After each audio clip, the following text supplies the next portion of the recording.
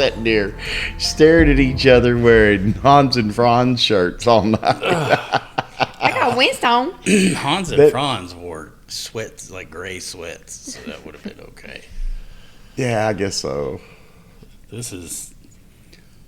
You're holding It's hot, your stomach John. like you're... It's hot. Can you hold it in your stomach all night? I don't know. I don't think I can. He's holding it like he's pregnant.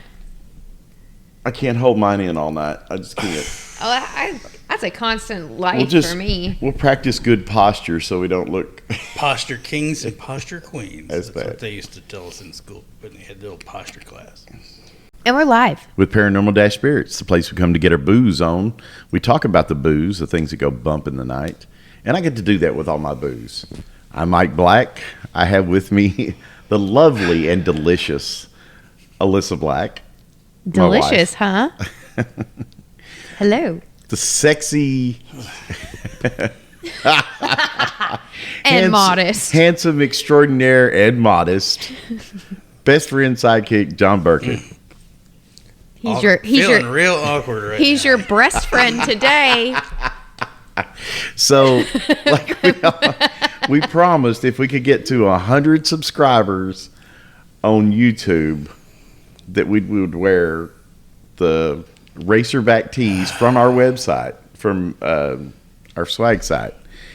And so it was the very next day when I checked the subscriptions, we were up to like 106. So These are double XLs. They are skin tight. They are. So, I mean, and they're very tight. My moobs are showing. So anyway, true to our word, we're sticking to it, and we're wearing our racerback tees for this show. So if you're listening on the podcast, make sure You're lucky. Make sure you get on YouTube and check us out. And when you get there, go ahead and subscribe. Where can they find us at, dear? I'm getting to that. So let me tell you what we're going to talk about tonight first. So on November 5th, 1975, and now that's almost 50 years ago. If you're doing the math, it's 48 years. 22-year-old logger was abducted by aliens, kept for 5 days, and these men have never changed their story. They've never wavered. They've passed multiple polygraph tests and administered by some of the best examiners in the nation. This is probably one of the most credible and believable UFO abduction cases ever documented. And we'll get to why later. But, I mean, incredible story, and we're going to get to that. But first, like always, the places that you can check us out and go see us on the web. We've got YouTube. On YouTube, we are 3B Paranormal Spirits. It's like digging into my... On YouTube, we are 3B Paranormal Spirits. If you go to check us out on TikTok, we are paranormal_ spelled out _ spirits. That's for Instagram and X, or formerly known as Twitter. It's the same name for all three of those. We also have a website. Our website is paranormal-spirits.com. And if you go there, that's a landing page. You can get to everything. You can get to our liquor reviews. You can get to all of our other media. You can get to our swag store, which is Boozy Boutique, and on our swag store you can pick up these cool racerback tees that we're all wearing tonight. Alyssa joined in with John and I wearing the recommend that racerbacks. you weigh less than we do. I've got squeaky. She looks a lot hotter in hers than we do in ours. But you can go there and you can pick that up from our There's normal fitting stuff there too. Our website.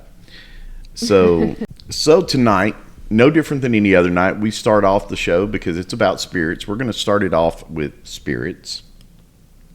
And tonight we are drinking a tequila. John, tell us about this tequila. It's Don Roberto, 1924. This is a Reposado, handcrafted ultra premium.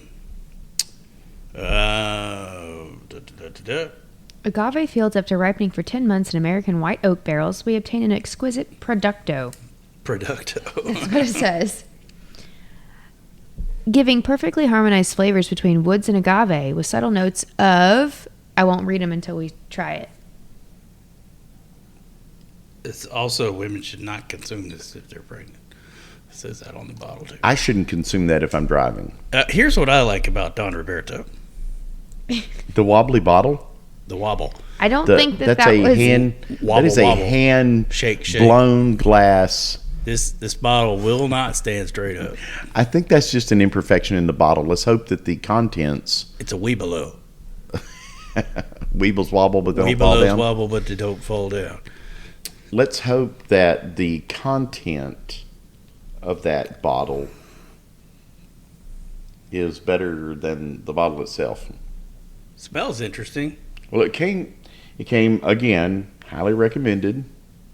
So, are we ready? Mm-hmm. I've got my nose on this. This is really nice, I think.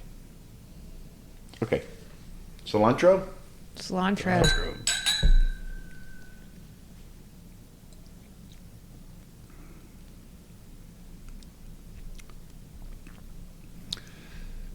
Tastes like wine, almost. It's definitely aged and rested in wine barrels. White wine. Subtle notes of apple, coconut, rosemary, What? vanilla. This is the Reposado, correct? I believe so. Yes. Yes. It is a Reposado. I could taste the apple. I get apple. You guys don't get apple? Actually, it may be because you said apple, Oh, Yeah, that always happens. but I do taste the apple. that's why I didn't say anything first. It's smooth as silk. It's very smooth. That is a very smooth tequila. No, that's thick too. Yeah, great legs on it. Great legs, actually. That's like you would see from like a really nice Scotch or whiskey. An old Scotch. Mm-hmm.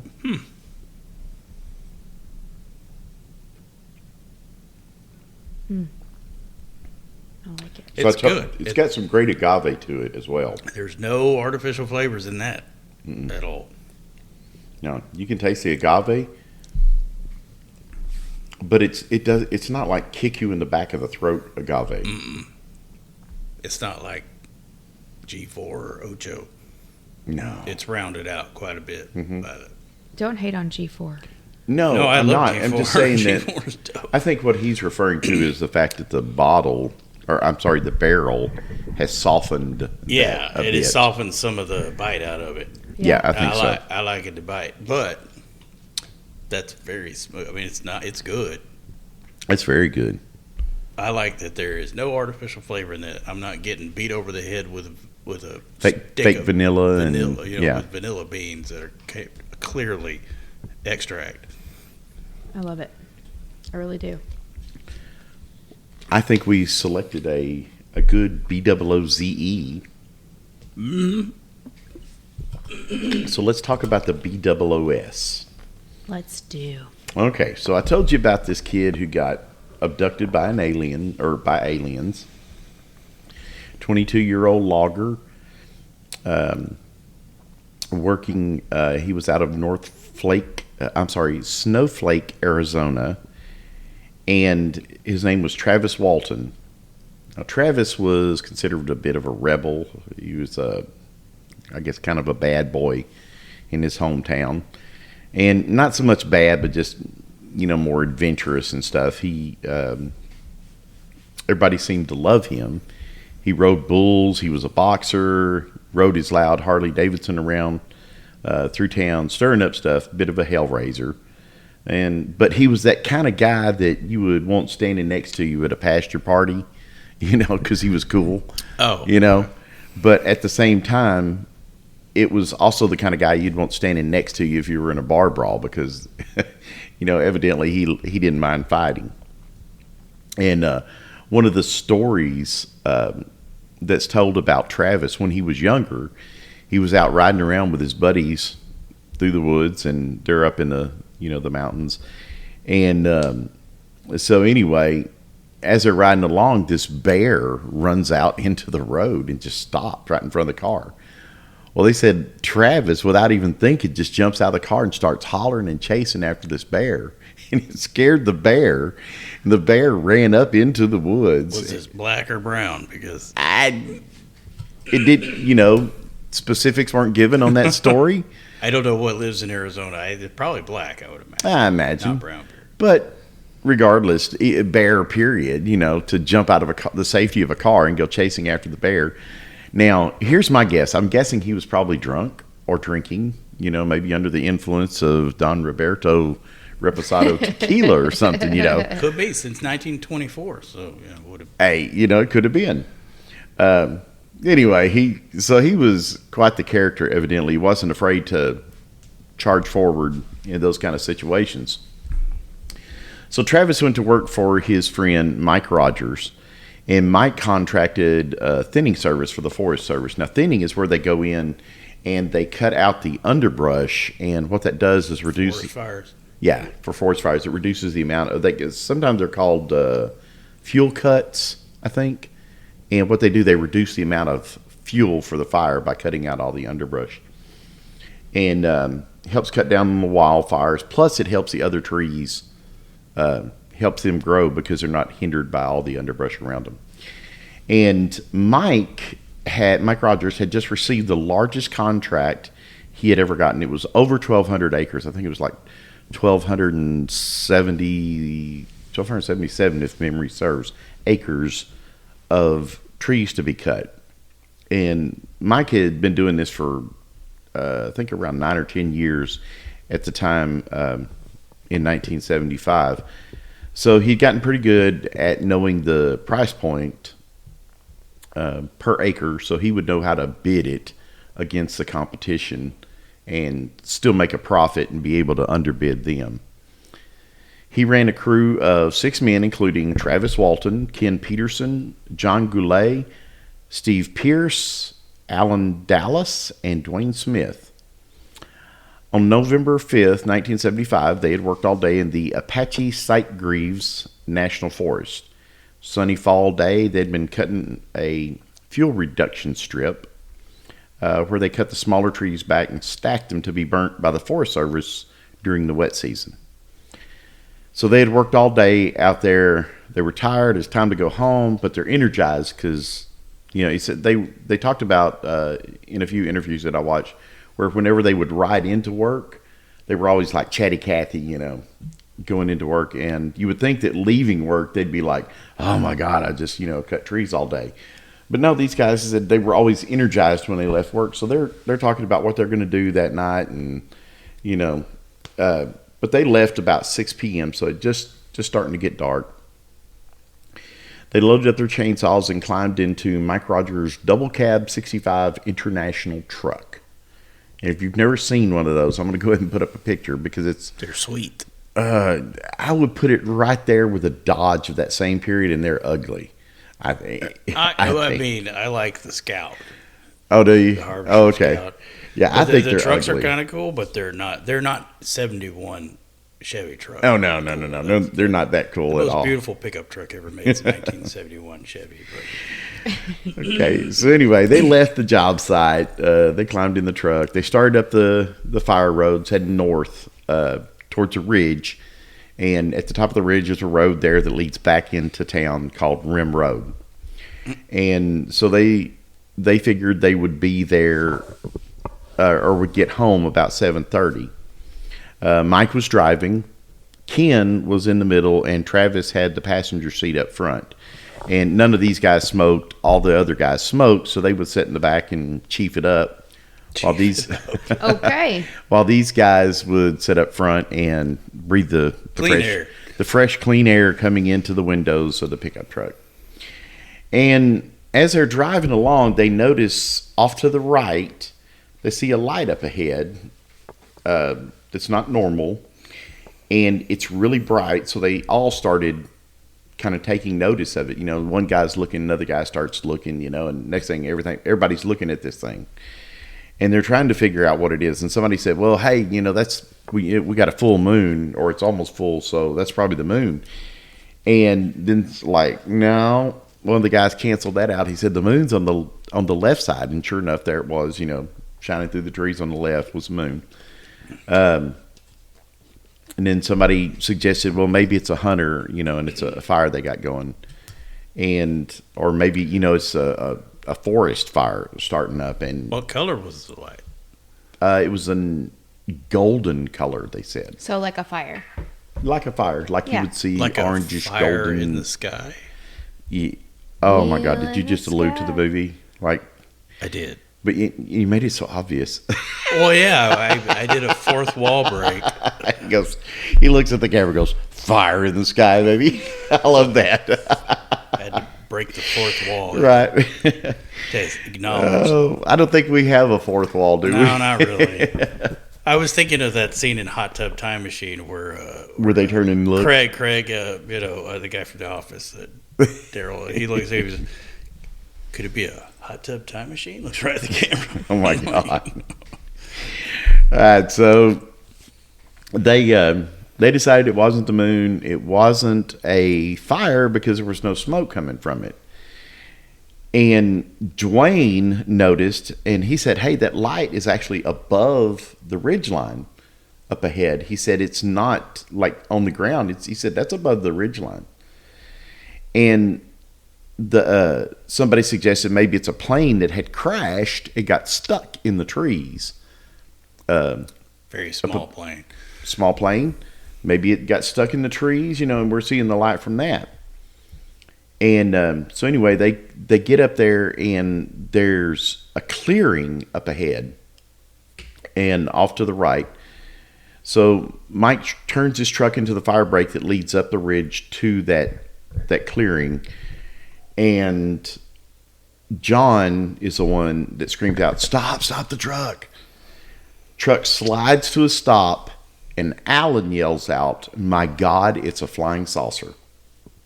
So when they stopped, they were not very far from this thing. It was a large disc-like machine hovering stationary just a few feet above the nearby trees. They were actually close enough to see the appearance of this thing, and it's got this beautiful glassy metallic looking thing, and it had these panels of light underneath it. They looked up and you could see the lights underneath it as it shined down, and that's where the glow was coming from that they saw.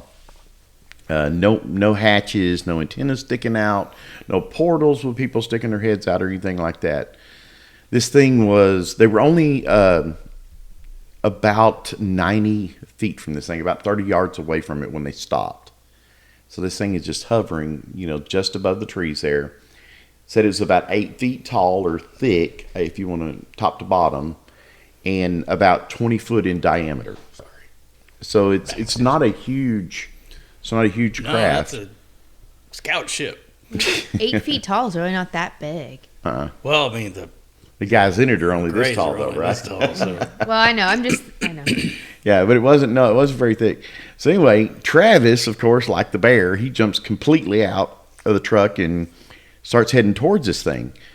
And the other guys they're kind of whisper yelling at him, Travis, get back. The you doing? You know, Travis he's going for this saucer. And said he turned around and looked at the other guys. But in his mind, he's thinking, this is a chance of a lifetime. I'm never going to get a chance to get this close to something like this again.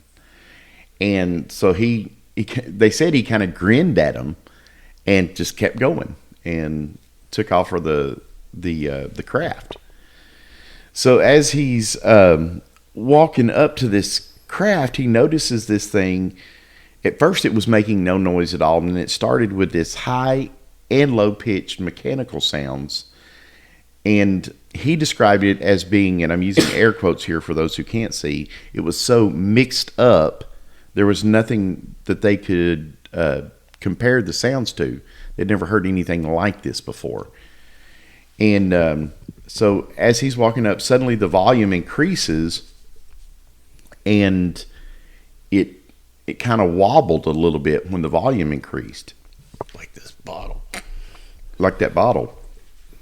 And Travis would later say it sounded like huge jet engine turbines spinning up. But there was no wind or anything like that, just the sound.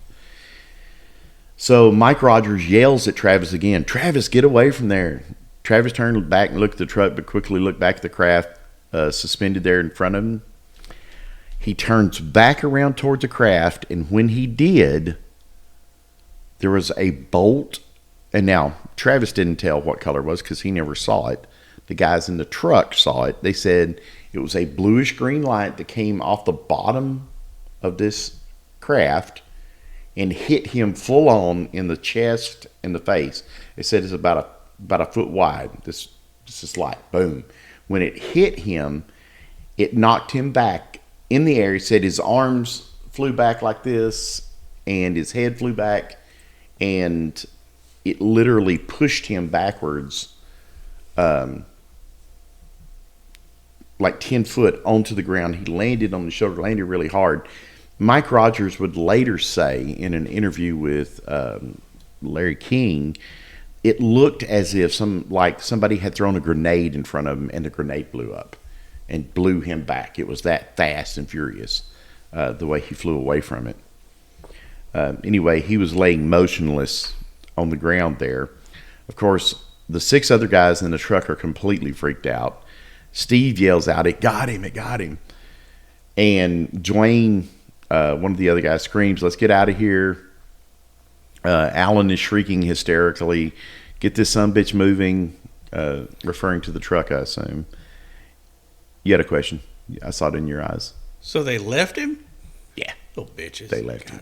Those Yeah. bitches. That's some terrible friends. So They're later, going to run up and grab you and drag you back to the truck. No, not these folks. So later, Travis reported that it felt like high voltage electricity had hit him, and he remembers it making a popping and cracking sound when it hit him. Did it have a snap too? I don't know. It would have been a cereal then. A snap, crackle, pop.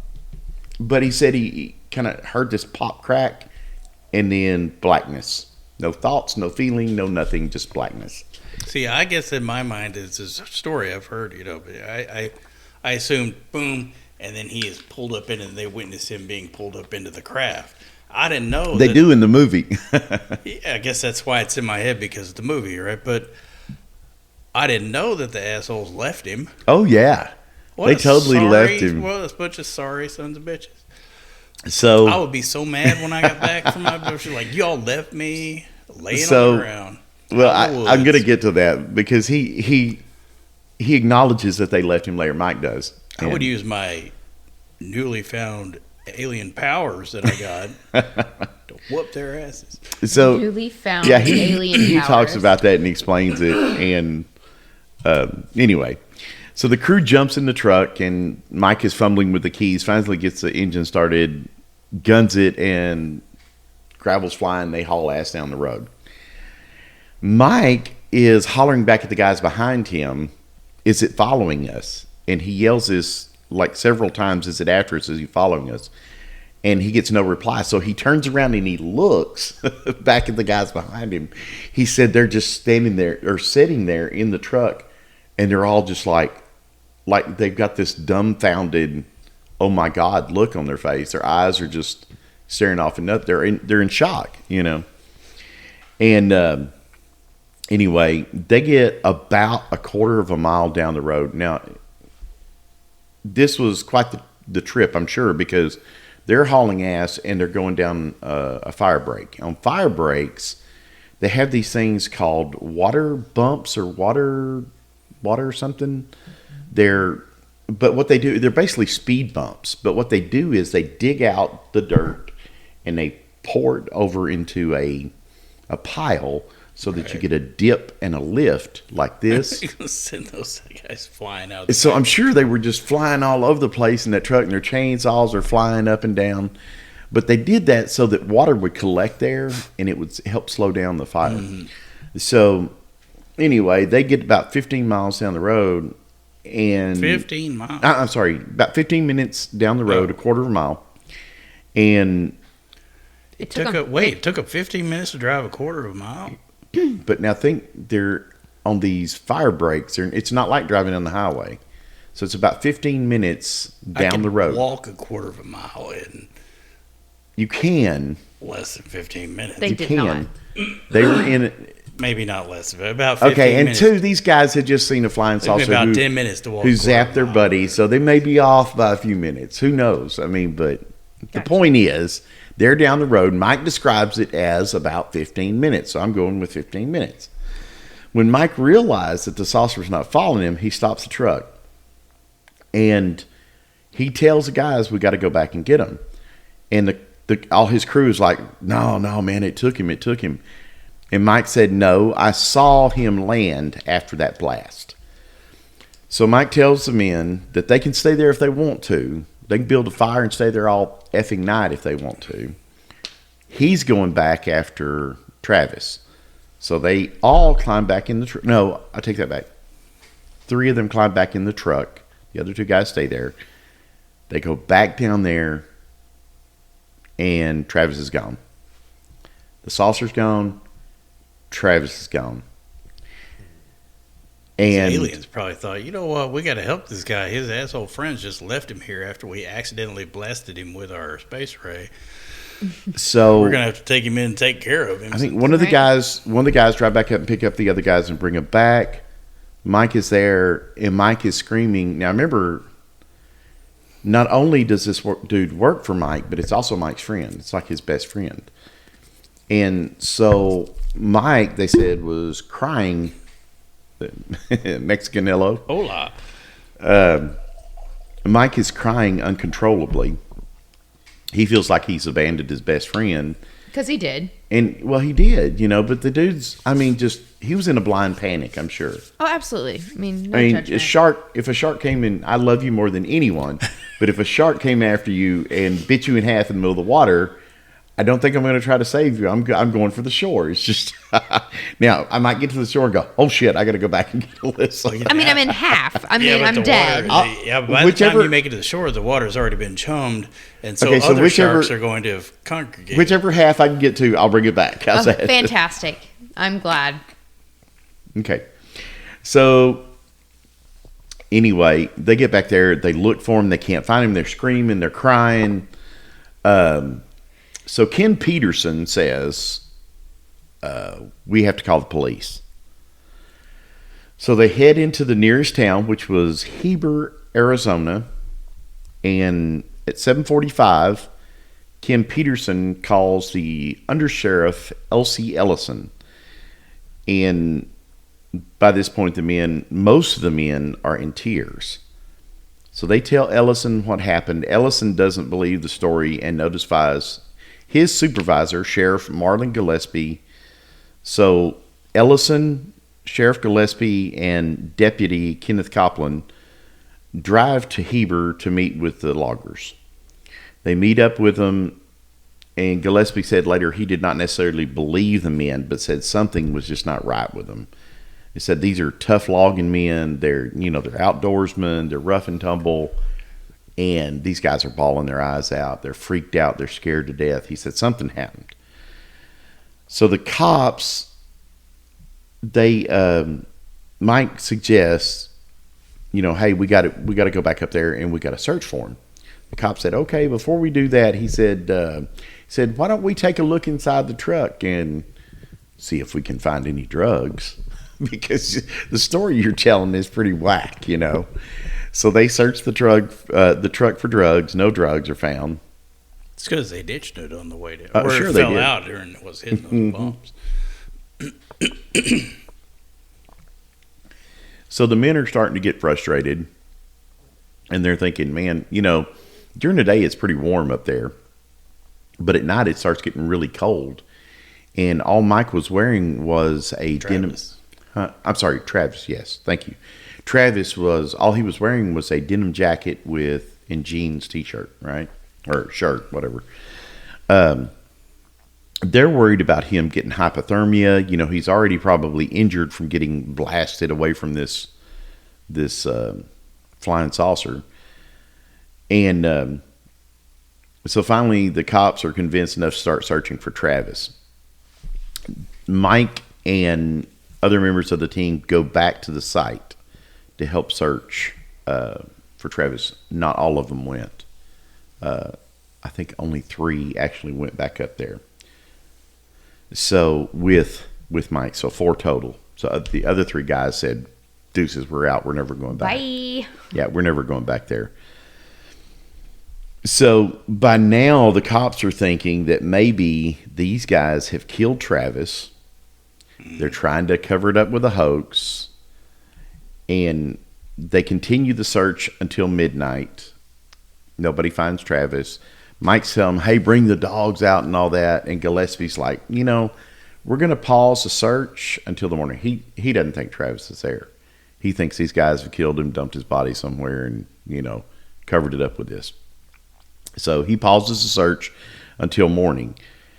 And so around 1:30 in the morning on the 6th, which was the next day, Mike and the Deputy Sheriff Copland drive to Snowflake to tell Travis's mom.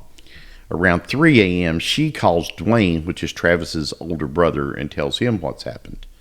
Wait, Wayne? Dwayne. Dwayne, okay. Dwayne.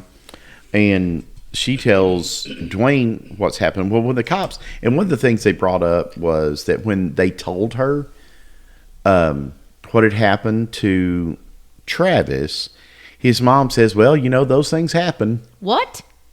What?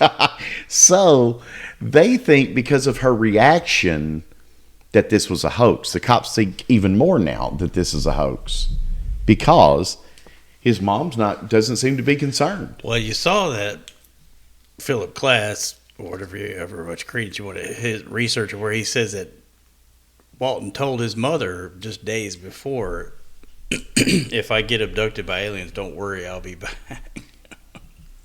So which is weird. But Klass he's a class hole. He is a class hole, and I think he is such a mouthpiece for whatever agency he was working for that they probably had their hand all the way up his butt to his mouth to use him like a puppet. I wasn't terribly familiar until tonight I started reading about it. He always changes, he's dead now, but changed the story of the explanation as new evidence. Well, it couldn't have been this; it must have been that. Yeah, and smear campaigns. Attacks. He spent his whole life debunking and but just not naysaying really everything. Scientifically debunking. Right, because exactly. To debunk, you have to. Right, he didn't produce any evidence to the contrary. He would just, and you cannot ignore evidence that which he did. Yeah. So anyway, but Klass, regular class hole. So anyway, there were several things like that came up that made the cops think even more that these guys probably did something nefarious and they were trying to cover it up with this. So the next day during the search, Mike notices these 3 men. The search started back up the next morning. Mike notices 3 men dressed in red. He approaches them and asks them what they're doing because he's still out there helping search, right? He said they were checking for radiation. Well, Mike asked who they worked with, and they didn't answer. They just said, "Hey, that's what we do. We look for radiation." They didn't give him an answer of who they worked for. So when this happened, Mike thought about it, and he said, "Well, maybe it's the radiation from this light that came out, and if so, was I close enough that I got some on me?" So he said, "Well, check me out. I was here, when it happened." So they run their little thing over him, their Geiger counter, and he doesn't show hot for radiation or anything. But Mike had been home and took a shower, changed clothes, and came back, right? So he says, "Wait a second." He said, "All of our hard hats are still in the truck." So he goes to the truck, gets the hard hat, comes back and said, "Hey, here's my hard hat. I was wearing this when it happened." And they check it out, and it lights up the Geiger counter. Could you scan the truck?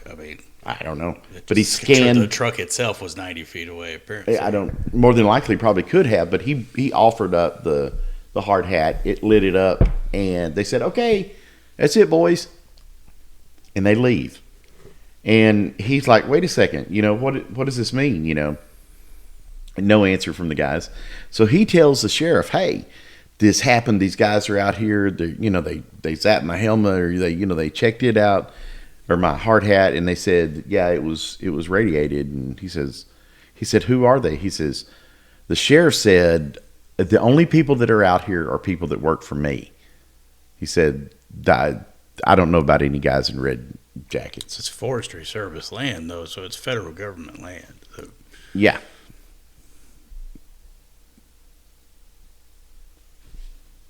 Somebody was out there. I mean, some sort of agency with letters in it. Yeah, more than likely. He said he didn't know who they were or who they worked for, or anything like that. So, finding no person or evidence of foul play, Sheriff Gillespie again calls off the search. The following day, November 7th, the search party of nearly 50 people scours Turkey Springs area, but failed to find Travis. Now, there's 50 people now because this is leaking out into the news by now. This thing goes worldwide. I mean, international news, it's getting everywhere. Because this guy was abducted by a flying saucer, right? And after a few hours, Travis's mother told him, "I don't think there is any use of looking any further. He's not around here. I don't think he's on this earth." That's what the mom said. As a result, Sheriff Gillespie dismissed the volunteers, but the following morning, November 8th, Mike Rogers and Dwayne Walton, Travis's oldest brother, complains in person about the discontinued search. As a result, Sheriff Gillespie assembles another search party, which include a huge search party this time. There's volunteers because all these people are coming to this town and helping with the search, right? Or just Googling or whatever, Googling. Yeah. Google eyes. Yeah. Oogling. Oogling. Goggling. Ogling. Rubbernecking. Yeah. Rubbernecking. They want to see the flying saucer. I thought you said Googling. I'm like, wait a minute. No, not for like another 20 years before that. Maybe it was Don Roberto that said that. I don't know. So anyway, this thing is a huge search party now. Now they've got all these volunteers on foot. They've got dogs. They've got off-road vehicles. They've got horse-mounted police. They've got helicopters. Everything. Guess what they found? Nothing. Nada. No Travis. No nothing. No evidence that Travis had been there. Nothing. Dogs don't pick up on the scent. Nothing.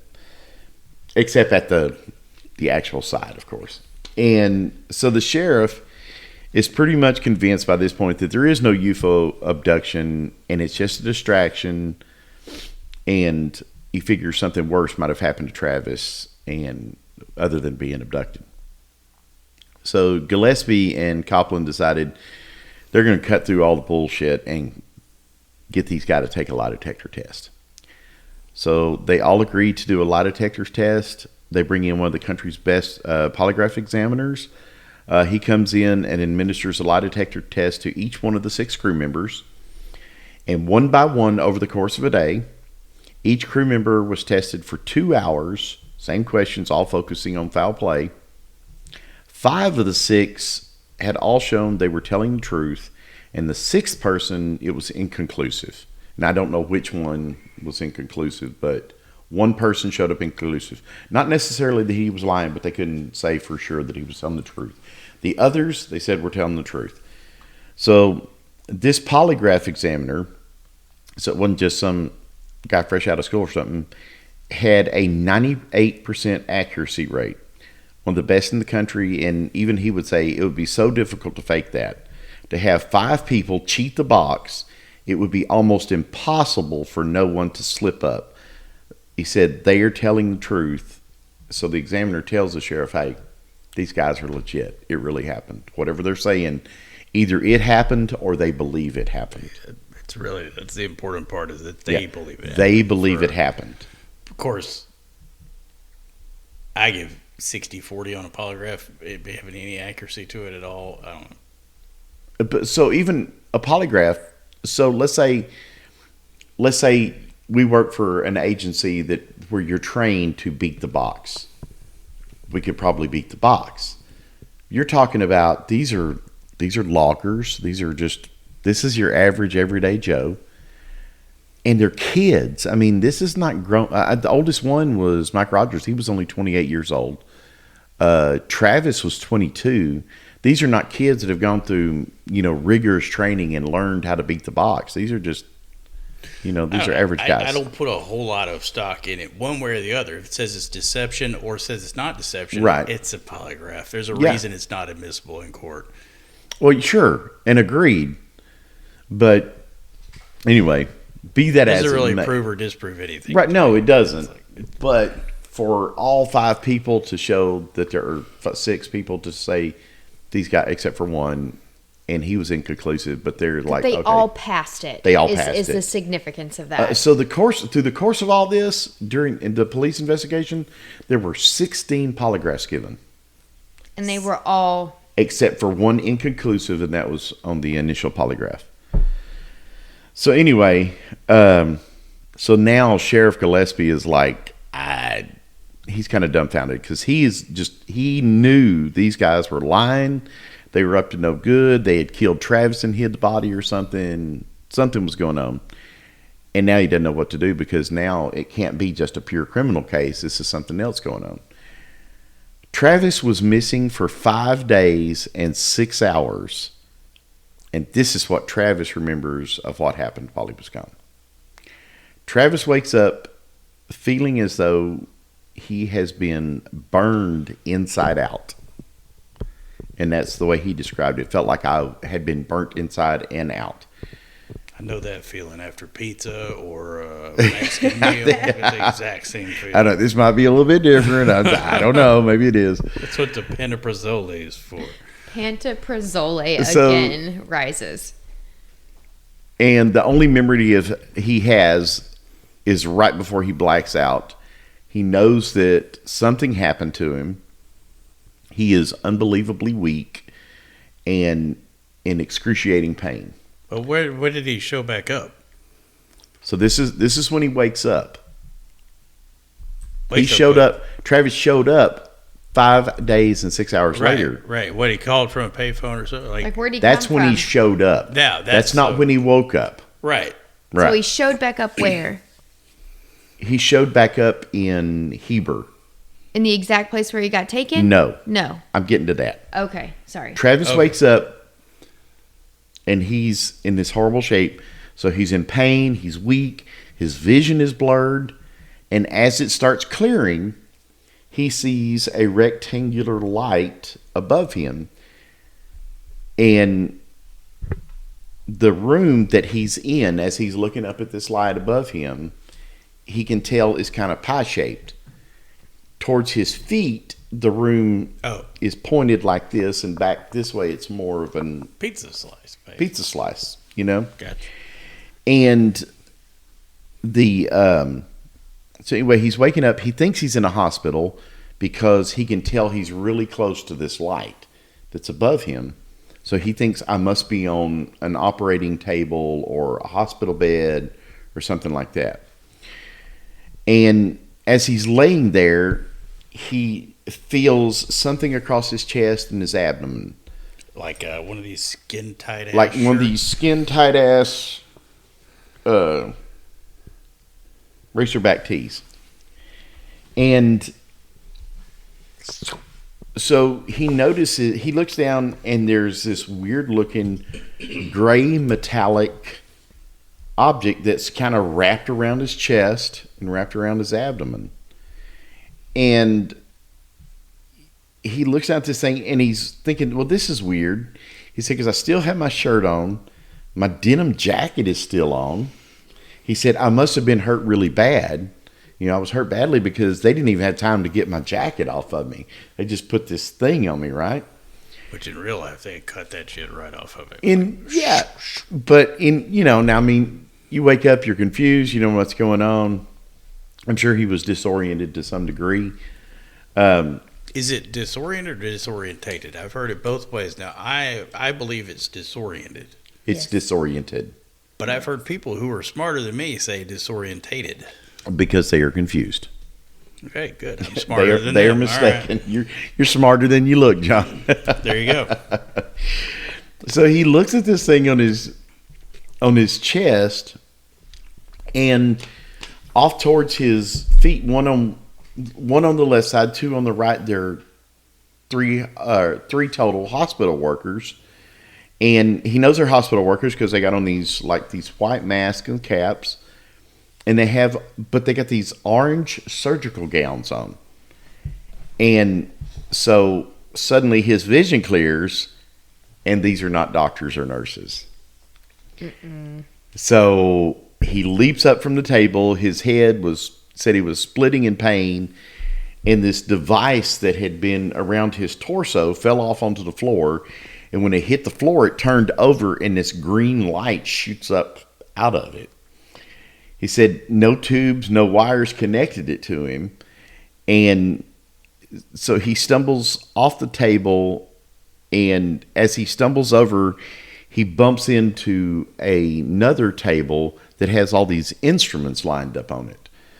Well, he reaches for one to use for a weapon, and he finds this really thin, looks like, he said it appeared to be glass.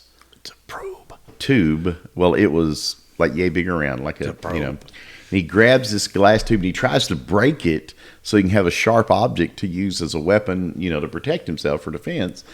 And it won't break. He said, but it's just way too light. Now, when he bumped into these guys, because when he got off the table, he bumped into them. And as he bumps into him, he said he hit him with his forearm. He said they felt like marshmallows.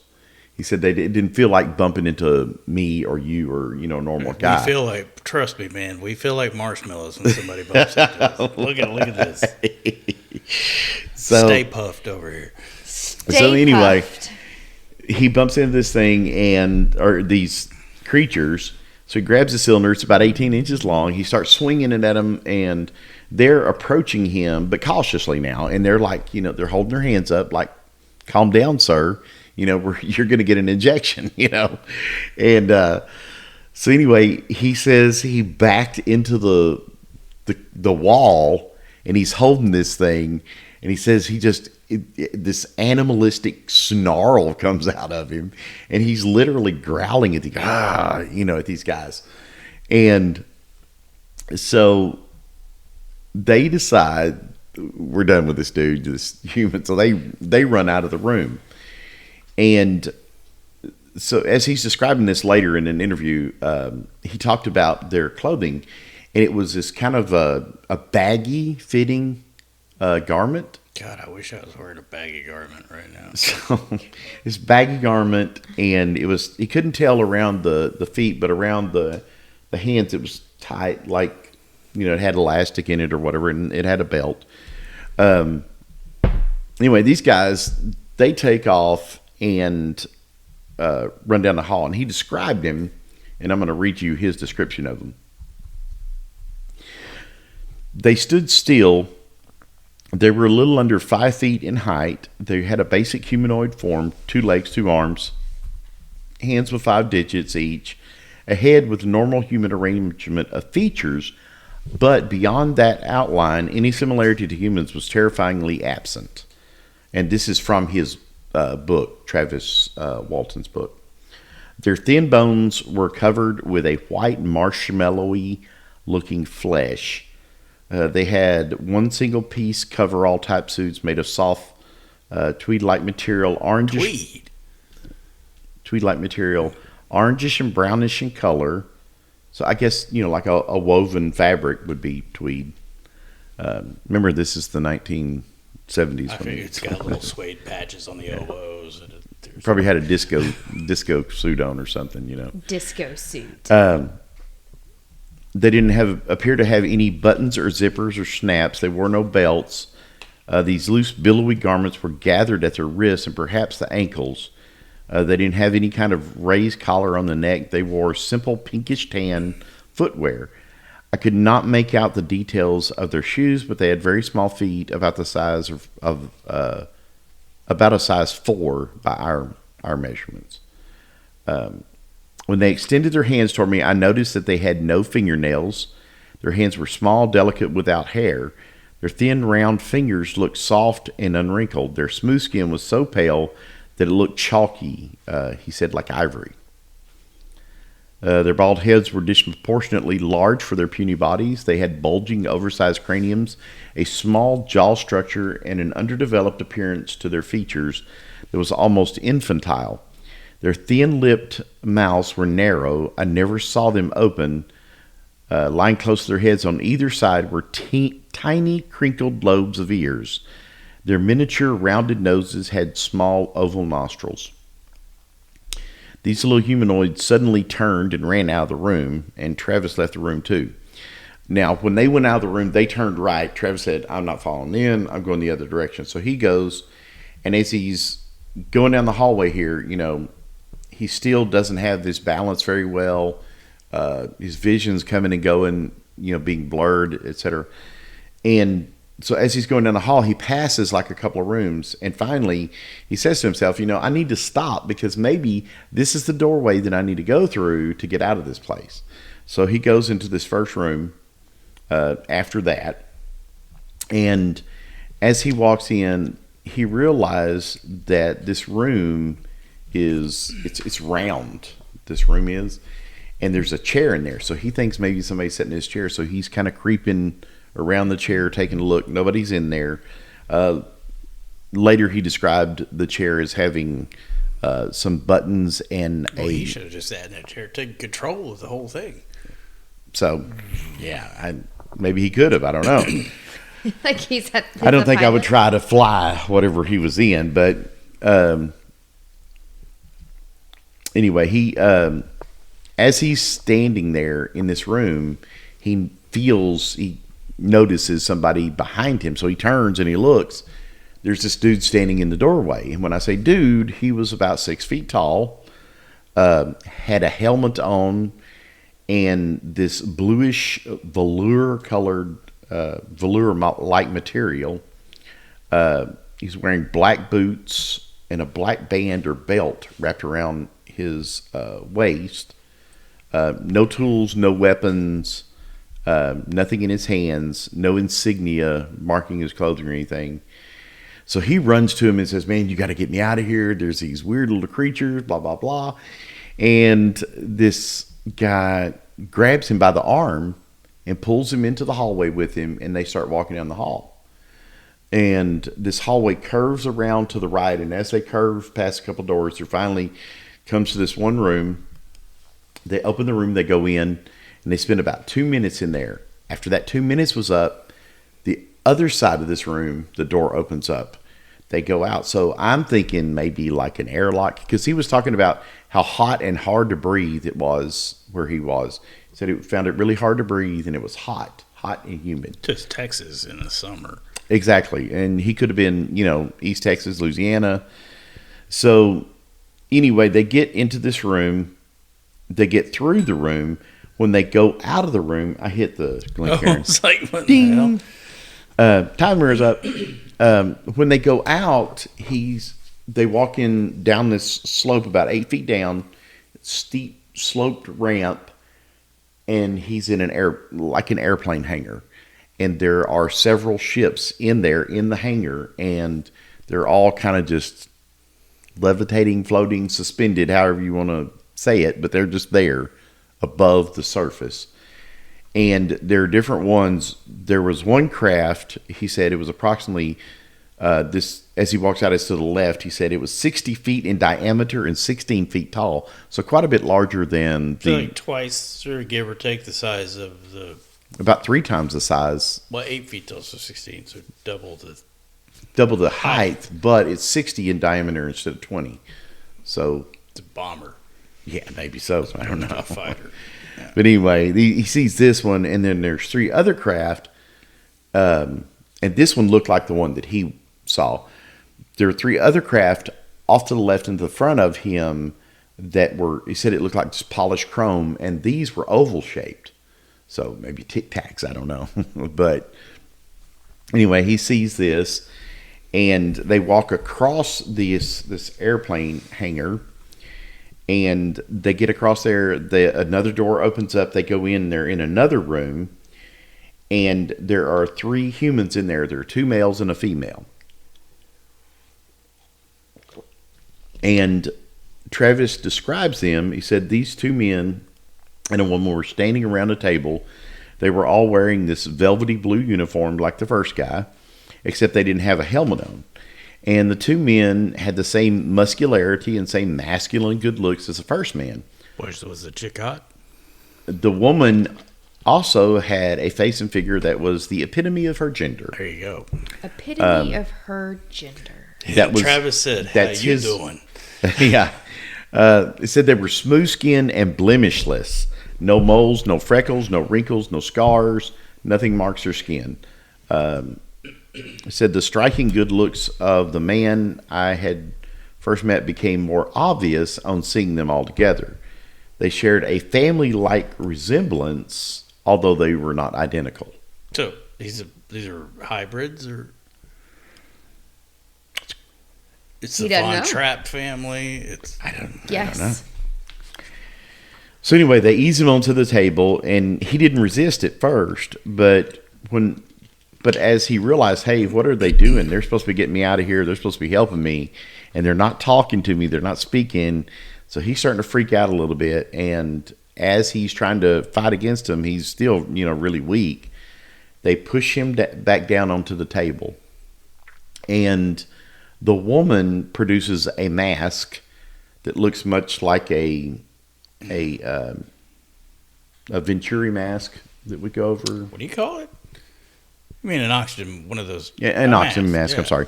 So an oxygen mask. Yeah. Right. That's the fancy designer Italian version. No, that's just the name for it. But anyway, there's no tubing running to this. There's nothing like that. But there was a black golf ball sized object that was attached to the mask. She placed it over his face, and as soon as she put it over his face, he immediately blacked out. So when he wakes up again, he was face down on a deserted stretch of blacktop. He rolled over in time to see the light diminish and black out on a craft that was flying off. So it was he said it was either a hatch closing or it was a light going out on the craft as it took off. And he assumes that this is a craft that deposited him on the blacktop.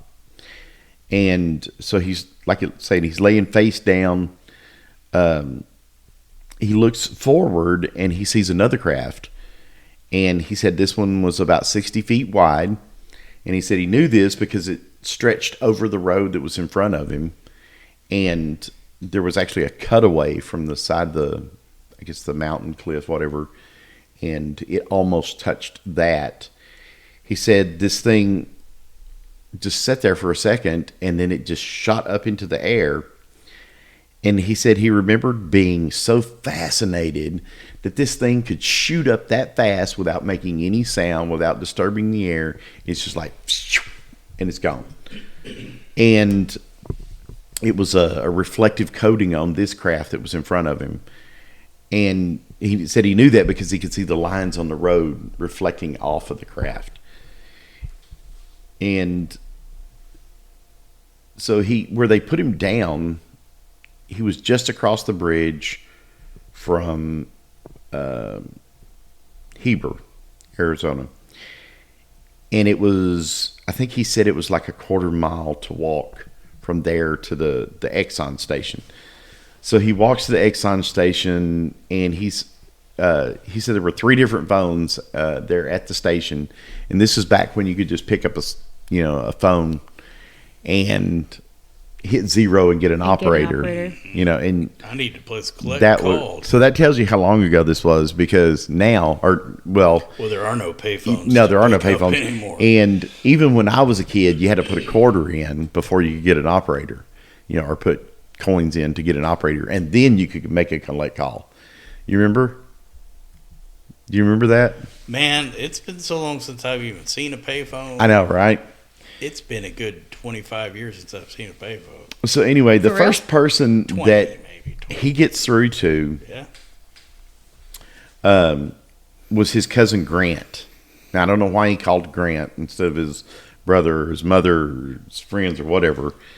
But he talks to Grant, and Travis tells him, they brought me back. And Grant, since this is his cousin and you've had this ungodly, unbelievable media circus going on, thinks this is another prank call, because obviously they've had a few of them. And so he's fixing to hang up on him, and he says, no. He said, this is Travis. He said, they brought me back. He told him where he was. And so Grant went and got Dwayne to tell Dwayne. And Dwayne thinks that, this guy who calls is full of shit too. But they don't recognize his voice. Here's the thing. He's been out of commission for 5 days. His voice probably hasn't been used in 5 days, other than the momentary interaction he had with the aliens, and so maybe he hasn't talked. And I know after surgery or anything like that, how you're so dry and cracked. Oh yeah. So maybe maybe that's why he didn't recognize his voice. I don't know. I wasn't there, and I didn't get to ask Grant why he didn't recognize his voice. But anyway, he tells Dwayne. So Dwayne and Travis are like, you know what, this might be just somebody pulling a prank, and if it is, we'll just, whip their ass when we get there, I guess. But anyway, they go to pick up Travis. And so they get there, and Travis is relaying the story to Dwayne and Grant, thinking that he must have been unconscious for a few hours, since he noticed the time, and the time was just after midnight. And he said, I must have been out for a long time. He said, because, I can remember about, 30 minutes, an hour or so of interaction between me and these things. But, here it is, 12 o'clock. So I must have been passed out the whole time. And Dwayne said, dude, he said, feel your face. So Travis reaches up and touches his face, and he's shocked because he had just shaved that morning before he'd gone to work, and he had a week's worth of growth on his face from his beard. And that's when Dwayne explained to him, dude, you've been gone. You've been missing for 5 days. 5 days. And he did, he had no idea, because he'd been out the whole time. Or if he wasn't out, he doesn't remember it, for whatever reason. Or it's like remember when we talked to Bonnie about it, and she said that time just, it wasn't a thing when, during her situation. That time is not like it is here. There's all kinds of theories about how you have time dilation, or things like that. Time. So who knows? I mean, but I don't know. I think this is a really fascinating story, because. So what happened to him post? That man, I mean, we could go on for hours on this, because when he gets back, they don't take him directly to the police. They take him to the hospital first to get him checked out. Makes sense. Well, yeah, because his brother picks him up and he goes, dude, you're not going to the police. I'm taking you, getting you checked out. You've been gone for 5 days. You look like shit. And I'm you worried don't know about where you. you've been. We don't know where you've been. We need to check make sure you haven't been probed. We need to run an no R puncture kit marks. No. Make sure you haven't had a colonoscopy. Yeah. No, but so they take him to the doctor, and it was Dr. God, I can't remember the name. Dr. Saltz and Kendall. Kendall was one of the doctors that checked him out. Saltz was the other doctor. They checked him out. They couldn't find anything wrong with him. He wasn't malnourished. He wasn't dehydrated. He had no injuries. Now, remember, he got blasted with electricity or whatever that was that blasted him and threw him over there. He landed on his shoulder. Flying 10 foot and landed on your shoulder, you're going to have a bruise probably, or at least some scratches, right? Nothing. Pain. Something. Something. But they said he had one puncture mark in the antecubital portion. The what? Antecubital, the AC. AC, the antecubital, is the part where your elbow bends on the inside right here. Just freaking call it the inside of your elbow. The proper name for it is the antecubital. Quit showing off. Nobody's showing off. It's just knowledge. Don't you feel smarter now that you know? I will not remember. Whatever. We have medical knowledge. You use terms all the time that I don't know. In his nasolabial fold. What's that? See, I know exactly what it is. I know what it is. I made 100 in AMP. But anyway, I know I'm a nerd. Whatever. I can memorize shit too. Whatever. But you say stuff all the time, and I'm like, what? Because I don't know it. So he had a puncture mark. He had a puncture mark on the bendy part of his army. Where they stick you to take blood. Where they stick you in your army, they had in the bendy part. He had a hole. Well, I'm saying most people are not going to know the anti-cubicle or whatever the fuck. Right, I got you. AC. Okay, so anyway, that's anterior crucial. Okay, everybody, right there. AC is anterior crucial. So your ACL. Yeah, I've torn that's mine before. AC, ACL, different. Yes. AC is air conditioning. Oh, it is. Okay. Anyway, they take him to the hospital. Nothing's wrong with the guy except for that one little spot right there on his arm, or it could have been the right arm. I don't know. Anyway, he and that was the deal with Dwayne. He wanted to take him there first because he knew that it would be forever before he got to get treated, at a hospital or something if he took him to the police first. So, or the sheriff, whatever. So did they go to the police? They did, yeah. And they said, showed, hey, by the way, see, we didn't kill him. He's still. You want to get your buddies off the hook for murder. Yeah, he's not dead. He's here. Here he is. I don't know. I might let them sweat it a few more days because they abandoned me in the woods. Yeah. Do you know, in an interview later, and this is with Larry King asked him straight up, he goes, you remember Live? Was it Live with Larry King? Larry King Live. Larry King Live. And he asked him, he said, well, what'd you think about your buddies running off and leaving you? And he said, I forgive them. I mean, God, think about what they experienced. They saw me get just a spaceship. And I mean, blind panic does take over at times, and people are like, oh my God, they're completely freaked out. And so I get it. I see how it could happen, I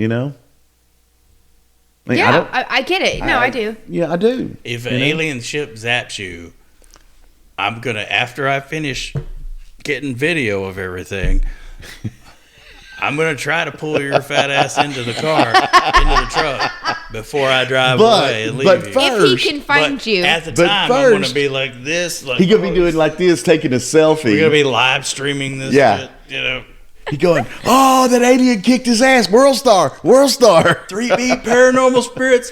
Yo. If he can find you, he's going to drag you. Yeah, he's going to drag my fat ass. We've seen one before. It's not a sense of panic or anything that I got from it. It was a sense of an almost religious experience, like this overwhelming, I agree. Well, I wasn't scared at all. I was a kid when I saw mine. I wanted to come back. At least my first one. Come back, turn around north, come back. I want to see you again. I don't remember being terrified, but I didn't see it fly down there and zap my buddy and knock him across the way. The way. As long as there's no probing, maybe. I mean, I'd be okay with it.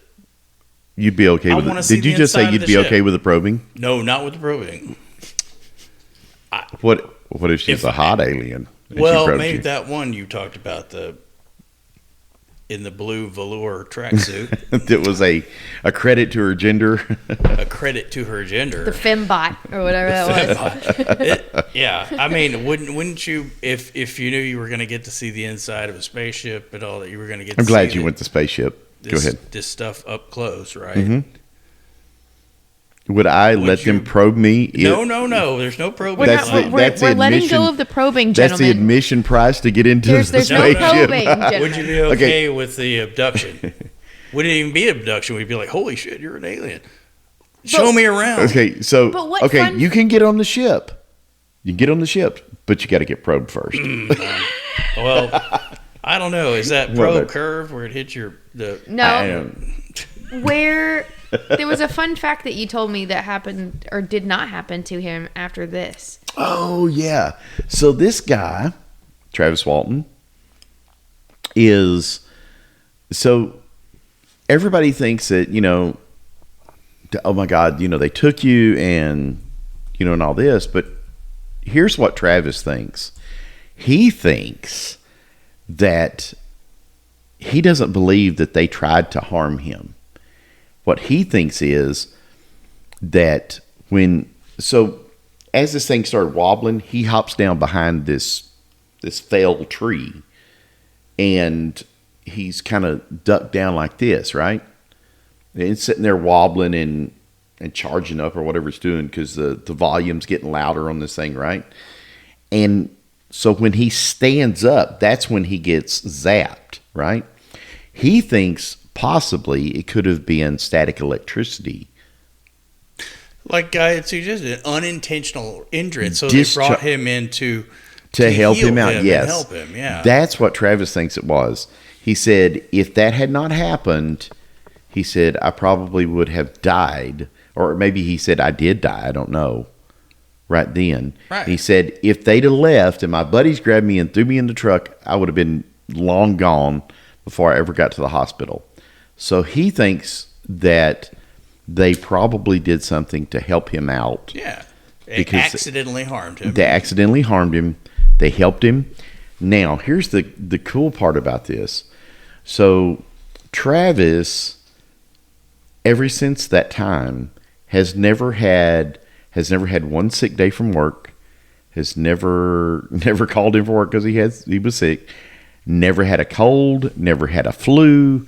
Never had any kind of ailments. They did help him.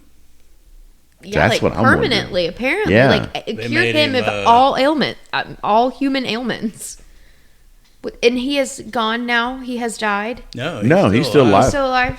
No, here's a picture of him in 2019 at the International UFO Congress in Phoenix, Arizona, looking Oh yeah, awfully spry I would agree. for his age. How old is he? Oh, you said He was 22. You're the math He'd be in his whiz. 70s now. Yeah, he was 22 in He'd 1975. be in his early 70s.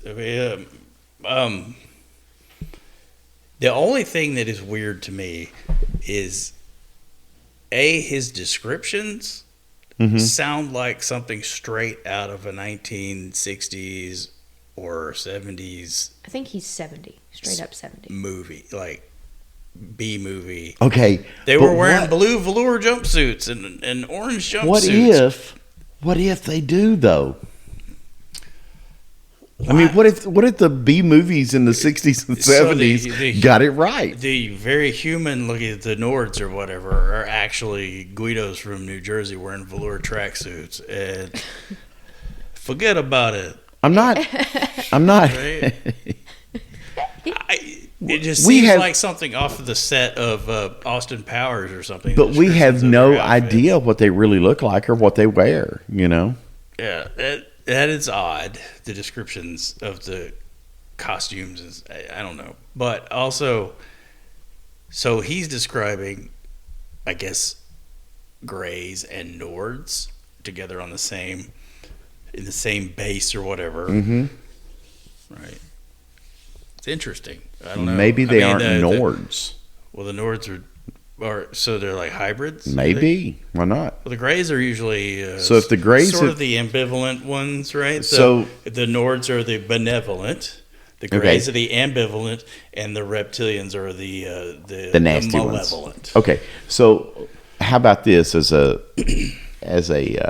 hypothesis? Okay, so you've got the Greys who've been abducting people and doing experiments Zeta all these years. Reticulans, they come from Zeta Reticulum. Yeah. Okay. Whatever. The Nords come from the Pleiades constellation. Okay. If you want to get specific. No, I don't, because nobody knows, and that's all what people say and what people think. There's no proof of any of it, but my point is, let's say Greys have been taking and we've been developing these hybrids all these years. So maybe these that look like humans or like we look, more or less, except they don't have any blemishes. There's nothing wrong with them. Maybe these are hybrids, Maybe these are hybrids with Nords. Maybe the Greys have developed these. Maybe they cloned them or whatever, grew them in test tubes and grew them up into servants for them or whatever, Or it could be Nord human hybrids. The Nords are could be. I mean, it could be anything. The description of the perfect skin and everything is very. So, do we believe that Walton is telling the truth? Do we believe that Walton believes? I believe Absolutely. Walton believes. I believe Walton believes. Okay, so do we believe that Walton's 6 buddies believe? Who knows? They weren't there because they ran off like a bunch of pussies. No, they did not. They came back. But the thing is, they've never changed their story. It's been almost 50 years. You can't now. Yeah, you can. You can think somebody out. I guess you could deathbed confession. Yeah, absolutely. They're not quite to that age yet. No, but they ain't far off. I mean, come on. And then you could have your own book about how you kept the secret for, 48 years or whatever. Or 50 years, whatever. I just love that nothing ever changed. Like, I know. They never changed their stories, ever. There was no. What now is the price of admission? If you get the probe, but you get perfect health Oh, sign me up. Sign me up. You could probably be if I'm going to be as healthy as Travis Walton is. Sign me up. 20 years. 20 years from now. Right. Consider what blood pressure has been reading lately. Exactly. Okay. Well, That's such a fascinating story. It is a fascinating story. Has anybody gone back like years later because there's to that site? Oh yeah, and tested it. That I don't know. Taken soil samples. I don't know. Because depending on what kind of radiation it was, that half-life could. It could still be there. Could still be there. Absolutely. No, I don't know if they did or not. Sorry. It's the witching hour. That's my G-Shock announcing the witching hour. Okay. Well, I for one believe Travis's story. I believe he was abducted or rescued, however you want to put it. I like the rescued part. I like that. Okay. Well, I think that's what happened. And honestly, I do. I think that's the one that makes the most sense. Nobody expected this fool to jump out of the truck and come running right up next to the thing. No, and who knows what they were doing there, He believes that they could have been looking for, I'm going to mess this word up, fulgurite? Have you heard it? It is the fusion of silica sand when lightning strikes there. Okay. Oh, okay. So it's like dragon glass. Yeah. What do they call it? Something kind of lightning. It's fossilized lightning. That's what they call it. Yeah. What? That's one of the nicknames for it. And the fossilized lightning, he said, it creates this crystal, and maybe they were looking for that. And there's lots and lots of lightning strikes in that area. It's cool. If you've ever seen, have you ever seen that? Oh yeah. I didn't realize that's what it was called. I just figured it was. It's fossilized. Fossilized lightning is the nickname. Yeah. It's really cool. He said maybe they were looking for that, and I just happened to show up at the wrong place at the wrong time. For that for decorative pieces for their coffee tables. Here's one thing he said, though. He said he's been asked several times, if you had to do it over again, if you had that opportunity, would you do it? And he said no. He said he wouldn't do it. Really? Really? Even for the perfect health? No, because it too negatively impacted his life. Here's another question. What military bases are in that? Oh, I don't know. I mean, I don't know. I'm looking where it is, where this Turkey Springs is. It's a long way from Area 51. I don't know what's out there. There's some air bases in New Mexico. Oh, yeah, I'm sure. There's Arizona. But anyway, so I believe that Travis's story is legit. You believe it's legit? I do, absolutely. You believe it, John? I mean, I'll give it 70-30. I don't know. Okay. I do believe that I like Don Roberto. I do too. I give that 100%. 100% I like that. I do. Wobbly bottle and all. We below. All right. Remember to go to all the places. TikTok, Twitter, Instagrams, the YouTubes. Remember, we're 3B Paranormal on YouTube and Paranormal-Spirits on _spirits on TikTok, Twitter, and Instagram. Subscribe. You never know. Next time it could be topless. I know, right? Oh, God. Might as well be. We might be. Yeah. So, and you can pick up your own Squatch Gotta Eat. Yeah, or you can get a Pazuzu for President in a normal shirt. That doesn't Pazuzu for President. expose your back hair. All right. Or you can get one of the cute little... Squeaky, squeaky. Squeaky. With Winston. With Winston. All right. Y'all have a good night. Thank you. Good night.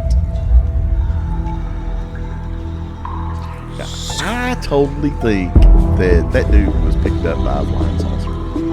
I like to think that they did take him in there to heal him because they didn't mean to hurt him. I really do. Well, he said like that he thought. believes that's what happened. He says, I raised up. He said, at the wrong place, wrong time. He said, when I raised up. They just, but that.